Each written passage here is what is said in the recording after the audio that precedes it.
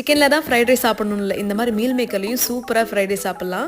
வாங்க எப்படி செய்யுதுன்னு பார்க்கலாம். நான் ஆல்ரெடி வேக வச்சு எடுத்து வச்சிருந்த மீல் மேக்கரில் இஞ்சி பூண்டு பேஸ்ட்டு, உப்பு, சிக்கன் 65 மசாலா, கொஞ்சம் லெமன் இதெல்லாம் போட்டு பிசைஞ்சு நல்லா ஃப்ரை பண்ணி எடுத்துக்கிட்டேன். வெறுமனே சாப்பிடலாம், சாப்பிட்டா சூப்பராக இருக்கும். கடாயை ஆன் பண்ணிட்டு 3-4 ஸ்பூன் எண்ணெய் ஊற்றிட்டு கொஞ்சம் கைப்பிடி அளவுக்கு வெங்காயத்தை போட்டு வதக்கிக்கோங்க. கொஞ்ச நேரத்தில் இஞ்சி பூண்டு விழுது போட்டுக்கோங்க. இஞ்சி பூண்டு விழுது பச்சை வாசனை போன உடனே அரிஞ்சு வச்சிருக்க காய்கறி எல்லாம் மொத்தமாக போட்டு வதக்கிக்கோங்க.